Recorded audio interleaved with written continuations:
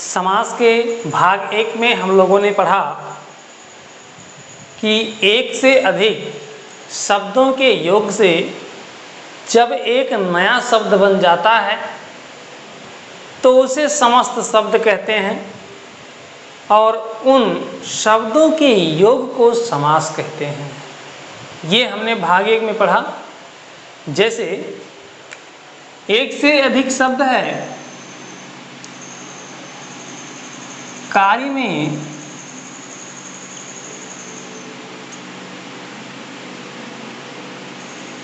कुशल, कार्य में कुशल। यहाँ आप देख रहे हैं 3 शब्द हैं, यानी एक से अधिक शब्द हैं।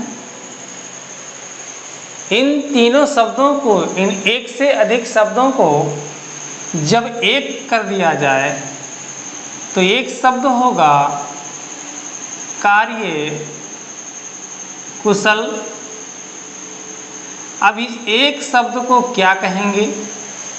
तो कई शब्दों से संक्षिप्त हुए इस एक शब्द को समस्त शब्द कहेंगे और भी इसके कई नाम हैं। पहले भाग में हमने आपको बताया था समस्त शब्द, समस्त पद, सामासिक शब्द, सामासिक पद इत्यादि इसके नाम हैं।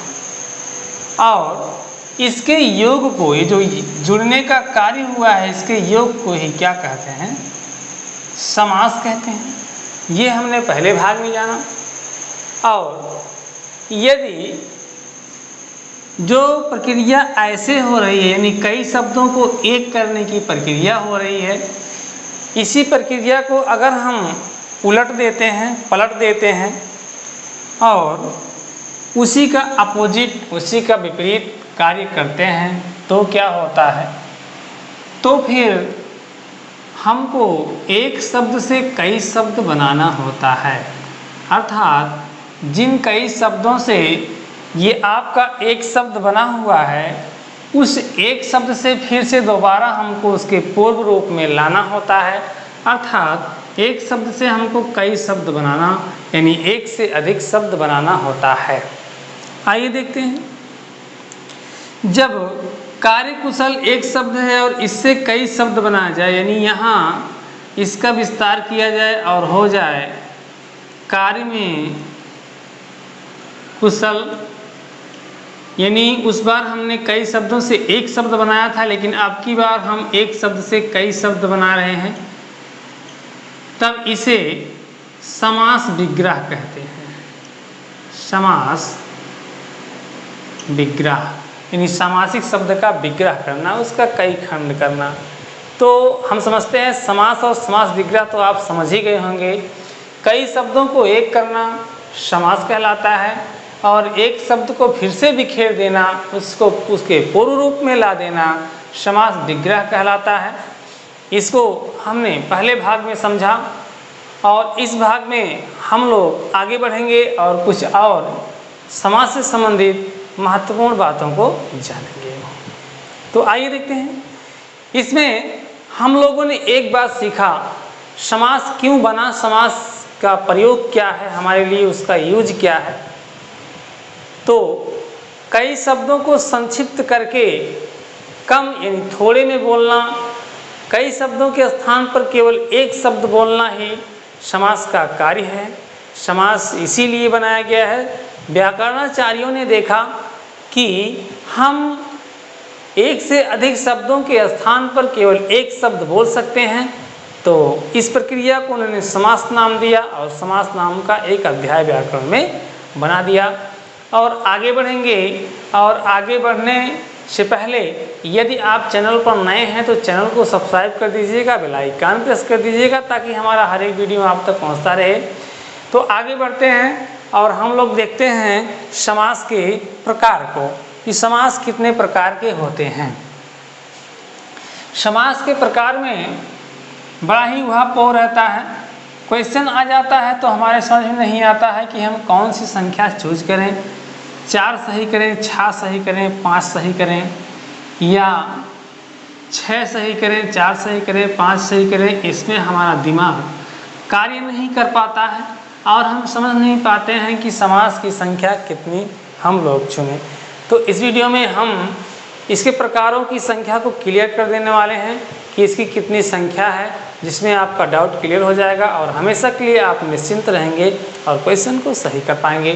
तो समास के प्रकारों को आइए देखते हैं कि समास के कितने प्रकार होते हैं। समास के प्रकार, समास के प्रकार। तो समास के प्रकारों में जब इसके मुख्य प्रकारों की बात हम करते हैं, मुख्य रूप से कितने प्रकार हैं? मुख्य रूप से तो इसके जो प्रकार हैं उसमें पहला प्रकार है जो सबसे पावरफुल माना जाता है, वो है तत्पुरुष समास, और दूसरा जो है वो है अव्ययी भाव समास, और इसके बाद जो तीसरा है वो है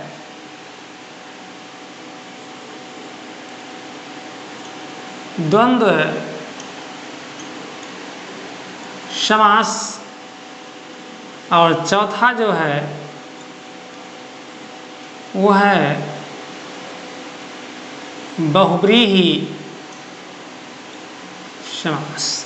तो मित्रों, मुख्य रूप से समास के जो प्रकार हैं वो 4 हैं, लेकिन जब मुख्य ना हो और कुल प्रकारों को पूछा गया हो तो इसमें संख्या बढ़ती है, 2 समास और इसमें शामिल होते हैं। लेकिन हमेशा आपको ध्यान देना है कि जो दोनों समास हैं इनमें से पहला जो समास है वो कर्मधारय समास है, कर्मधारय समास, और दूसरा जो है वो द्विगु समास है। ये 2 समास आपके बढ़ते हैं, लेकिन हमेशा याद रखिएगा कि जो दोनों समास हैं वो तत्पुरुष के ही भेद हैं, इतना आप ध्यान में रखिएगा। ये अलग से समास के प्रकार नहीं है, तत्पुरुष के ही भेद हैं। क्यों? क्योंकि तत्पुरुष का उत्तर पद प्रधान होता है, तो इन दिनों का भी उत्तर पद प्रधान होता है। उत्तर और पूर्व क्या होता है हम आगे चल के आपको बताएंगे। फिलहाल अभी इतना जानिए, समास के कुल ये 6 प्रकार होते हैं, लेकिन मुख्य रूप से समास के 4 प्रकार होते हैं। तो क्वेश्चन आपका कैसा है? क्वेश्चन में आपसे मुख्य प्रकार पूछा गया है कि टोटल प्रकार पूछा गया है? जैसा क्वेश्चन हो ऐसा आप ऑप्शन सही करेंगे। तो ये 4 प्रकार हैं, लेकिन चारों प्रकार में पहला जो प्रकार है जो बहुत ही पावरफुल आपका माना जाता है, बहुत ही इंपॉर्टेंट है, तत्पुरुष समास है, जिसके 2 भेद हैं। तो दोनों को ऐड करने के बाद आपके 6 हो जाते हैं। और बात करते हैं तो इसमें और भी कुछ समास शामिल हैं, संख्या और भी बढ़ती है, लेकिन मुख्य आपके 4 हैं और उनमें कुल 6 हैं। अन्य जो है उसको आप जोड़ेंगे नहीं हिंदी में, उनको जोड़ने की कोई आवश्यकता नहीं है। जैसे न्याय समास है, संस्कृत में होता तो केवल समास था। इस प्रकार के समासों को संख्या में काउंट करने की जरूरत नहीं होती है, ना तो किया जाता है। ये आपके 6 प्रकार हैं, 6 प्रकार के आपके समास होते हैं, जिसमें पहला तत्पुरुष है, इसके 2 भेद हैं, कर्मधारय और द्विगु, दूसरा विभाव है, तीसरा द्वंद्व है और चौथा बहुव्रीहि समास है। अब बात करते हैं इनमें पद क्या होता है, समास में पद क्या होता है। समास में पद, पद को दूसरी भाषा में आप शब्द मान सकते हैं, शब्द को ही पद कहा जाता है। जैसे कमल या एक शब्द है, ये पद भी कहा जा सकता है, लेकिन अभी नहीं। जब ये किसी वाक्य में प्रयुक्त हो जाएगा तब आप इसे पद कह सकते हैं। जैसे यह कमल का फूल है, अब इसमें यह शब्द आपका पद कहलाएगा। इसको आप पद भी कह सकते हैं, शब्द भी। कहने का मतलब वाक्यों के शब्दों के समूह में प्रत्येक शब्द को पद कहते हैं, लेकिन अकेले एक शब्द हो तो उसको आप शब्द कहेंगे, तब पद नहीं कहेंगे। जब वाक्य में कोई शब्द हो तो उसको आप पद कह सकते हैं। तो इस प्रकार दोनों एक ही चीज़ें हैं। और देखते हैं इसमें समास में पद क्या होता है, पद का क्या महत्व है। आइए इसको हम लोग समझ लेते हैं। तो समास में पद यानी समास में शब्द आप जान ही चुके हैं। अगर उसका विग्रह रूप होगा तो कई पद होंगे, कई शब्द होंगे। अगर उसका संक्षिप्त रूप होगा, समास किया गया रूप होगा, तो उसमें एक शब्द होगा। एक शब्द होगा तो ठीक है, लेकिन उसमें कई शब्द समाहित होंगे। तो प्रत्येक समास में कम से कम 2 पद होते हैं। प्रत्येक समासिक शब्द में 2 पद होते हैं। 2 पद होते हैं जिसमें पहले पद को पूर्व पद कहा जाता है और दूसरे पद को उत्तर पद कहा जाता है। यानी कोई समास हुआ, कोई समासिक शब्द हुआ, उसमें उसका जो पहला वाला शब्द होगा, पहला वाला पद होगा, उसको पूर्व यानी पहले, पूर्व माने ही होता है पहला, पूर्व पद यानी पहले वाला पद कहेंगे। और जो दूसरा पद होगा या दूसरा शब्द होगा उसको उत्तर यानी बाद वाला शब्द कहेंगे या उत्तर पद कहेंगे। उत्तर मीन्स होता है बाद वाला। आपने रामायण जरूर देखा होगा, रामायण के बाद वाले पार्ट को उत्तर रामायण कहा जाता है। इसे लौकुश कांड के नाम से आप जानते हैं। उत्तर मीन्स बाद ही होता है। तो उत्तर पद माने बाद वाला पद, पूर्व पद माने पहले वाला पद। ये प्रत्येक समासिक शब्द में 2 पद अवश्य होते हैं, जरूर होते हैं। जैसे मान लीजिए अभी आपने एक शब्द देखा था, पढ़ा है अभी आपने, कार्य कुशल। तो इसमें आपको 2 शब्द नजर आ रहा होगा, एक कार्य और एक कुशल। कार्य जो है पहले वाला शब्द है इसलिए इसको पूर्व पद कहेंगे। कुशल जो है बाद वाला पद है इसलिए इसको उत्तर पद कहेंगे। या फिर इसका अगर विग्रह रूप है आपका कार्य में